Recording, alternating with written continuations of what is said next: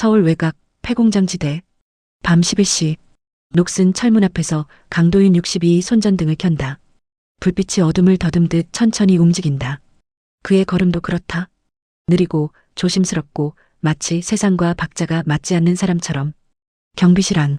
낡은 달력, 전기포트 하나 그리고 벽에 빼곡히 붙은 메모지들. 오늘도 무사히 괜찮아. 내일은 더 나아질 거야. 도윤은 말 대신 글로 자신을 다독여왔다. 새벽 3시 순찰을 돈다. 공장 담벼락에 낙서가 있다. 미친놈 여기 산다. 도윤은 무표정하게 그 글씨를 바라본다. 지우지 않는다. 익숙하니까. 35년 전 그는 이 공장에서 일했다.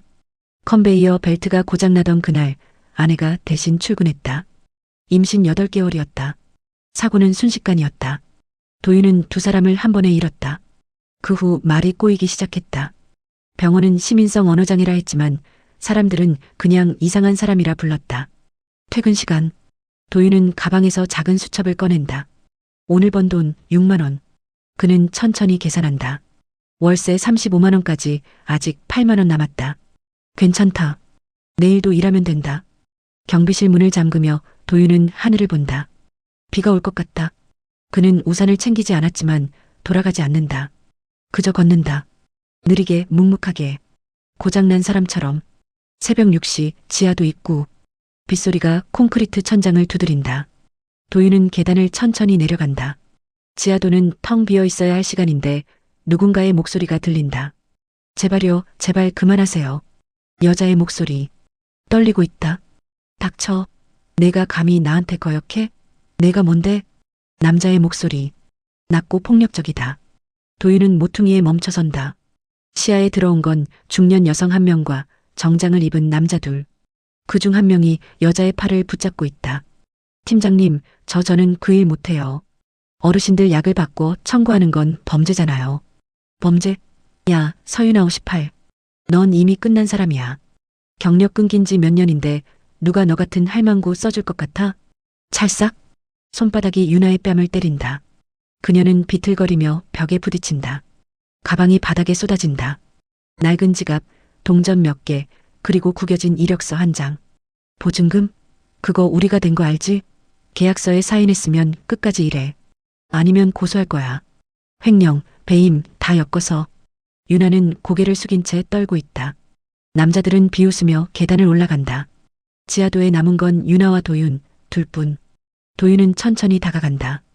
유나는 고개를 들지 못한 채 흐느낀다. 괜찮으세요? 도윤의 말은 느리다. 유나는 깜짝 놀라 고개를 든다. 도윤은 손수건을 내민다. 오래되고 낡았지만 깨끗하다. 유나는 손수건을 받지 않는다. 그저 고개를 저으며 일어서려 한다. 됐어요. 저 괜찮아요. 하지만 다리에 힘이 없다. 도윤은 그녀의 가방을 주어 천천히 걷는다. 유나는 가방을 받으며 눈물을 닦는다. 감사합니다. 죄송해요. 도윤은 대답하지 않는다. 다만 그녀가 계단을 올라갈 때까지 그 자리에 서 있는다. 비는 계속 내린다. 이틀 후 은행 앞. 도윤은 통장을 꺼내든다. 잔액 184만 7천 원. 3년간 모은 돈. 월세 빼고 밥값 빼고 하루하루 아껴서 모은 전부. 창구 직원이 묻는다. 얼마 인출하실 건가요? 도윤은 메모지에 적는다. 150만 원. 본인 확인 한 번 더 하겠습니다. 직원은 도윤의 얼굴을 빤히 본다. 의심의 눈빛. 도윤은 익숙하다. 그는 천천히 신분증을 내민다. 돈을 받아든다. 두툼한 봉투. 도윤은 그걸 가슴에 품고 은행을 나선다. 같은 날 오후 지하도 입구. 도윤은 2시간째 그 자리에 서 있다. 비는 오지 않지만 그는 우산을 들고 있다. 오후 4시 23분. 유나가 나타난다. 그녀는 커다란 짐 가방을 끌고 있다. 얼굴은 여전히 부어있고 눈가에 멍이 남아있다. 도윤은 천천히 다가간다. 저기 죄송한데요. 길 좀 비켜주시겠어요? 유나는 도윤을 알아보지 못한다. 도윤은 주머니에서 봉투를 꺼낸다. 이게 뭐예요? 도윤은 메모지를 내민다. 보증금, 생활비, 맞지 말고 쉬어요. 유나는 얼어붙는다. 아니 이게 무슨, 제발 받아요. 도윤의 목소리는 떨린다. 말이 꼬인다. 하지만 눈빛은 또렷하다. 유나는 뒷걸음질 친다. 안 돼요. 저 이거 못 받아요. 아저씨가 왜 저한테. 저도 옛날에 도움 못 받아서 그래서. 도윤은 더 이상 말하지 못한다. 그는 봉투를 유나의 손에 쥐어주고 천천히 돌아선다. 잠깐만요. 유나가 소리친다. 도윤은 멈춘다. 이거 아저씨 전 재산 아니에요? 도윤은 고개를 끄덕인다. 왜요? 저 누군지도 모르잖아요. 도윤은 천천히 말한다. 알아요. 혼자 무서운 거 알아요. 유나는 그 자리에 주저앉는다. 봉투를 꼭 쥔 채 운다. 도윤은 멀어진다. 느리게 묵묵하게. 그의 통장 잔액은 이제 34만 7천 원. 그는 괜찮다고 생각한다. 누군가 한 명이라도 안전하면 그걸로 충분하다고. 일주일 후 도윤의 반지하 원룸. 유나는 작은 보따리 하나만 들고 왔다. 도윤은 자신의 이불을 객회구석에 놓고 유나에게 침대를 내준다. 아저씨, 이러시면 안 돼요. 제가 바닥에서 잘게요. 괜찮아요. 저 원래 바닥이 편해요. 유나는 더 이상 거절하지 못한다. 그녀는 이틀 동안 거리를 헤맸다. 갈 곳이 없었다. 마이너스. 3일째 되는 날 복도에서 소곤거림이 시작된다. 저 할아버지 여자 데려왔대. 나이 들어서 뭐 하는 거래? 돈 주고 산 거 아니야? 요즘 그런 거 많잖아. 유나는 쓰레기를 버리러 나갔다가 그 말을 듣는다. 얼굴이 붉어진다. 그녀는 쓰레기 봉투를 던지고 급히 방으로 돌아온다. 아저씨 전화 가야겠어요. 도윤은 라면을 끓이던 손을 멈춘다. 사람들이 이상하게 봐요. 아저씨한테 피해드리고 싶지 않아요. 도윤은 고개를 젓는다. 메모지를 꺼낸다. 당신이 안전하면 됐어요. 아니에요. 안 됐어요. 유나가 소리친다. 처음으로 목소리를 높인다. 아저씨는 왜 그래요? 왜 자꾸 손해만 보는 거예요? 저 같은 사람 때문에 욕먹고 돈 다 쓰고 왜요? 도윤은 잠시 멈춘다. 그리고 천천히 입을 연다. 제 아내도 그랬어요. 제가 다칠까봐 대신 일하러 갔어요.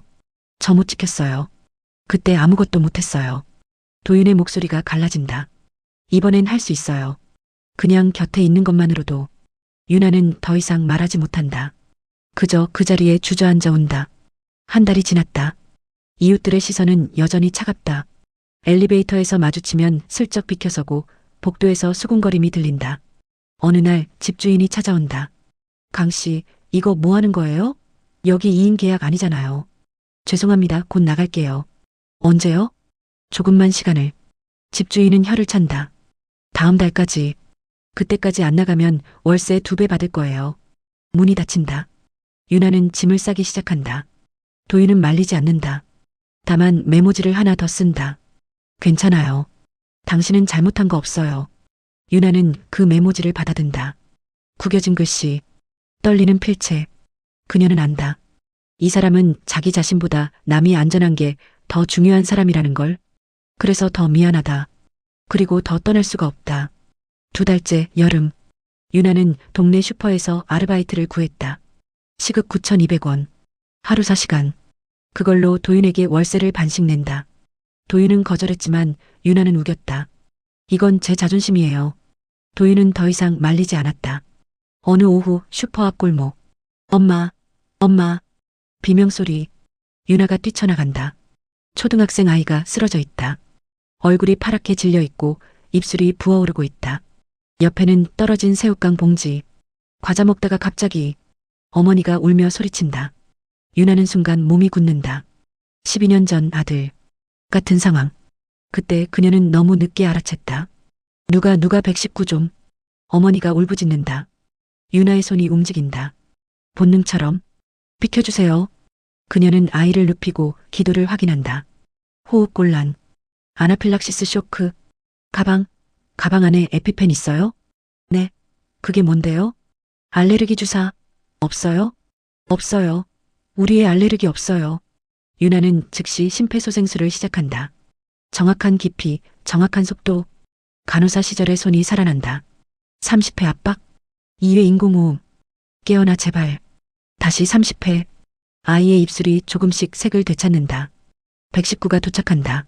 아이는 응급차에 실린다. 유나는 구급대원에게 상황을 정확히 브리핑한다. 전문가세요? 예전에 간호사였어요. 이틀 후 아이 어머니가 슈퍼를 찾아온다. 손에 과일 바구니를 들고 선생님 정말 감사합니다. 의사 선생님이 그러시는데 조금만 늦었어도.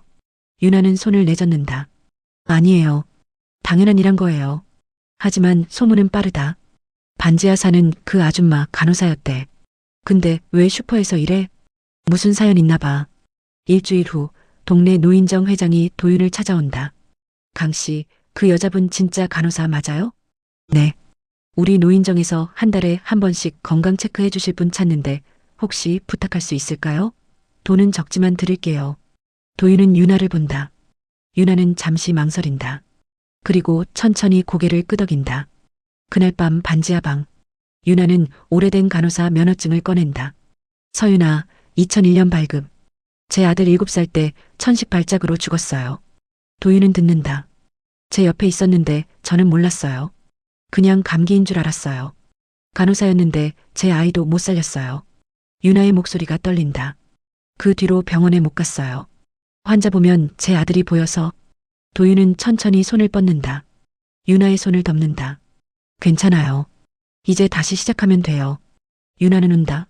12년 만에 처음으로 자신을 용서해도 된다고 생각한다. 도윤의 손이 따뜻하다. 석 달째 가을. 유나는 노인정에서 일주일에 2번 건강 상담을 한다. 어르신들은 그녀를 서 선생님이라 부른다. 유나는 그 호칭이 낯설면서도 따뜻하다. 복도에서 만나는 이웃들의 눈빛도 조금씩 달라진다. 간호사셨어요? 우리 애 좀 봐주실 수 있어요? 다음 주에 노인정 오세요. 거기서 봐드릴게요. 도윤은 멀리서 그 모습을 본다. 유나가 웃고 있다. 처음 본 표정이다. 어느 날 저녁 반지하 골목. 검은색 세단 한 대가 멈춰선다.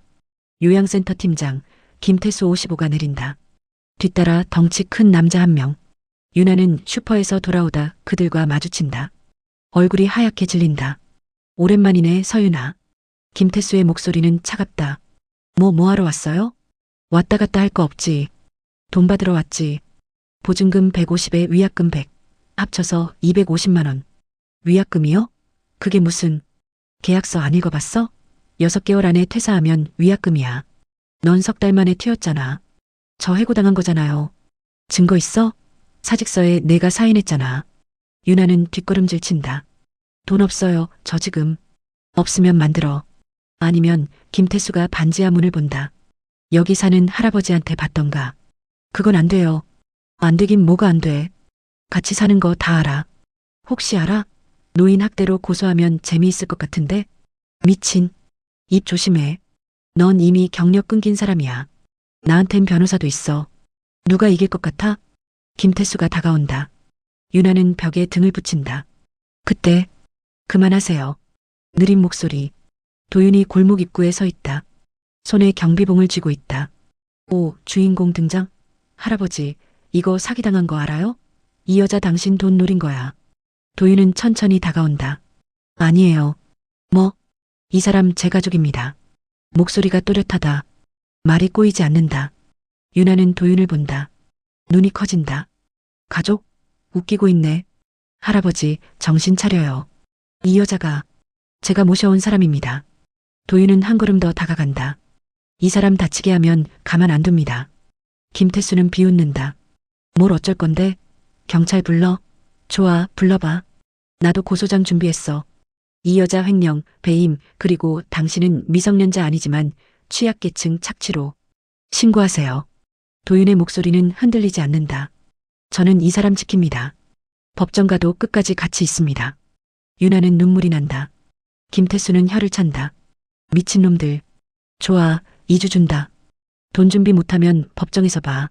그는 차에 오르고 세단이 사라진다. 골목에 남은 2사람. 유나가 도윤을 붙든다. 아저씨 말 왜 안 꼬여요? 도윤은 천천히 웃는다. 몰라요. 근데 당신 지켜야 한다고 생각하니까 말이 나왔어요. 유나는 그의 가슴에 얼굴을 묻고 온다. 도윤은 그녀의 등을 두드린다. 괜찮아요. 우리 이길 거예요. 침묵이 증언이 되는 순간이다. 고장났던 사람이 처음으로 온전해지는 순간. 2주 후 늦가을. 도윤과 유나는 무료 법률 상담소를 찾아갔다. 변호사는 서류를 검토한 뒤 고개를 저었다. 위약금 조항 자체는 유효합니다. 계약서에 사인이 있으니까요. 그럼 저희가 지는 건가요? 소송까지 가면 시간과 비용이 많이 듭니다. 합의를 권합니다. 나오는 길 유나는 말이 없다. 마이너스. 그날 밤 반지하 방. 유나는 노트북으로 구인 공고를 뒤진다. 병원 간호조무사, 요양원 야간 근무, 월급 200만 원대. 이거 야간이면 괜찮을 것 같아요. 6개월만 일하면 돈 모을 수 있어요. 도윤은 고개를 젓는다. 안 돼요. 당신 몸 상하면 어떻게 해요? 괜찮아요. 아저씨가 더 힘든 일 하시잖아요. 저는 괜찮은데. 저도 괜찮아요. 둘은 서로를 본다. 누구도 지고 싶지 않은 싸움. 마이너스 마이너스 마이너스. 사흘 후 유나에게 전화가 온다. 중앙대학병원 건강증진센터입니다. 면접 보러 오실 수 있으세요? 유나는 전화기를 든 채 얼어붙는다. 저기 제가 지원한 적이 노인정 김 회장님 추천으로 이력서 받았습니다. 경력과 자격 확인했고요. 다음 주 월요일 오전 10시 가능하세요? 네, 감사합니다. 전화를 끊는다. 도윤이 묻는다. 무슨 전화예요? 병원에서요. 면접 보래요. 잘 됐네요. 유나는 웃지 못한다. 면접 당일. 유나는 12년 만에 흰 가운을 입은 사람들 사이에 앉는다. 면접관은 그녀의 이력서를 본다. 경력 공백이 좀 있네요. 네. 사유가? 유나는 잠시 망설인다. 개인적인 일이 있었습니다. 건강증진센터는 예방 중심이라 환자 응대가 중요한데 괜찮으시겠어요? 할 수 있습니다. 면접관은 고개를 끄덕인다. 합격입니다.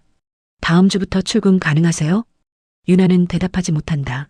그날 저녁 반지하방. 유나는 합격 통지서를 도윤에게 보여준다. 월급 320만 원이래요. 4대 보험 다 되고 정규직이래요. 도윤은 환하게 웃는다. 정말 잘 됐어요. 축하해요. 유나는 웃지 못한다. 아저씨. 네. 저 출근하면 여기 못 살아요. 병원이 강남이라 출퇴근 3시간 넘게 걸려요. 그럼 거기 근처로 이사 가야죠. 보증금이. 제가 또 모으면 돼요. 유나는 고개를 숙인다. 아저씨는요? 저요? 저 없으면 아저씨 혼자잖아요. 도윤은 잠시 멈춘다. 괜찮아요. 원래 혼자였어요. 안 괜찮아요. 유나가 소리친다. 저 아저씨 없으면 못 살아요. 아저씨가 있어서 제가 다시 사람 된 거예요. 도윤은 천천히 그녀의 손을 잡는다. 그래서 가야죠. 네. 당신 이제 혼자서도 살 수 있어요. 저는 그게 보고 싶었어요. 도윤은 유나의 짐을 꺼내기 시작한다. 뭐 하세요? 짐 싸드려야죠. 행복 가야죠. 유나는 그의 손을 붙든다. 싫어요. 안 가요. 유나 씨, 아저씨. 유나는 처음으로 그를 똑바로 본다.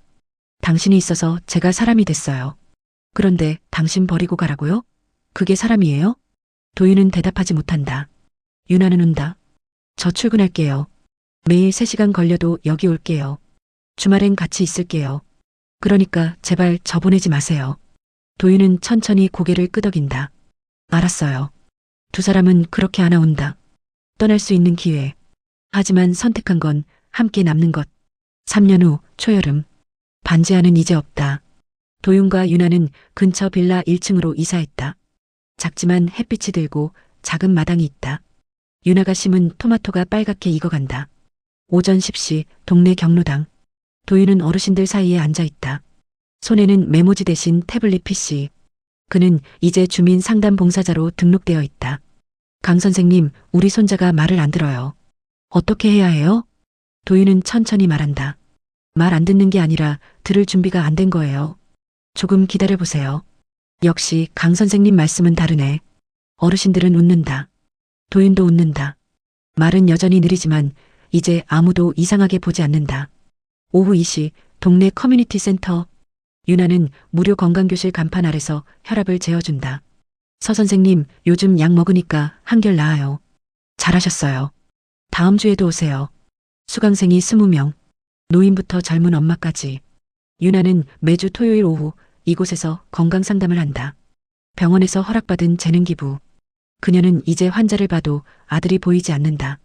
대신 살릴 수 있는 사람들이 보인다. 저녁 빌라 마당. 도윤은 의자에 앉아 석양을 본다. 유나가 옆에 앉는다. 손에는 따뜻한 보리차 2잔. 오늘 병원에서 승진 제안받았어요. 정말요? 축하해요. 팀장 달래요. 월급도 오르고. 도윤은 환하게 웃는다. 대단해요, 정말. 아저씨 덕분이에요. 아니에요. 당신 혼자 한 거예요. 유나는 고개를 젓는다. 아니요. 우리 같이 한 거예요. 그날 밤. 도윤은 오래된 서랍을 연다. 35년 전 아내의 사진. 그리고 초음파 사진 한 장. 여보, 나 이제 괜찮아요. 그는 사진을 쓰다듬는다. 못 지킨 거 미안했는데 이번엔 잘했어요. 눈물이 난다. 하지만 아프지 않다. 다음 날 아침 복도에서 이웃 아주머니가 도윤을 부른다. 강 선생님, 우리의 진로 상담 좀 부탁드려도 될까요? 그럼요. 언제 오실래요? 감사합니다, 선생님. 도윤은 천천히 걷는다. 계단을 오른다. 예전처럼 느리지만 이제는 다르다. 사람들이 그를 부른다. 강 선생님, 더 이상 이상한 아저씨가 아니다. 빌라 옥상, 유나가 빨래를 널고 있다. 도윤의 작업복, 자신의 간호복. 바람이 분다. 빨래가 펄럭인다. 그녀는 안다. 그날 도윤이 건넨 150만 원은 자신을 산 게 아니라 다시 살아갈 이유였다는 걸. 그리고 도윤도 안다. 유나가 받아준 그 돈은 자신의 구원이었다는 걸. 저녁 식탁. 두 사람은 마주 앉아 밥을 먹는다. 내일 날씨 좋대요. 공원 갈까요? 좋아요. 오래간만에 산책해요. 아저씨, 요즘 말 정말 많이 늘었어요. 그래요? 당신 덕분에 할 말이 생겨서 그런가 봐요. 둘은 웃는다. 창밖으로 저녁 노을이 진다. 고장났던 두 사람. 서로를 고쳐주며 함께 사람이 되었다. 그리고 그 자리에서 비로소 행복했다. 1년 뒤 동네 게시판에 작은 기사가 붙는다. 모범 이웃상 수상 마이너스 강도윤 서윤아 씨. 취약계층 상담과 건강봉사로 지역사회에 기여한 공로를 인정받아. 시상식 날 두 사람은 나란히 선다. 사진을 찍는다. 카메라 플래시가 터진다. 도윤은 유나의 손을 꼭 잡는다. 유나도 꼭 잡는다. 이제 놓지 않을 것이다. 서로가 서로의 이유니까.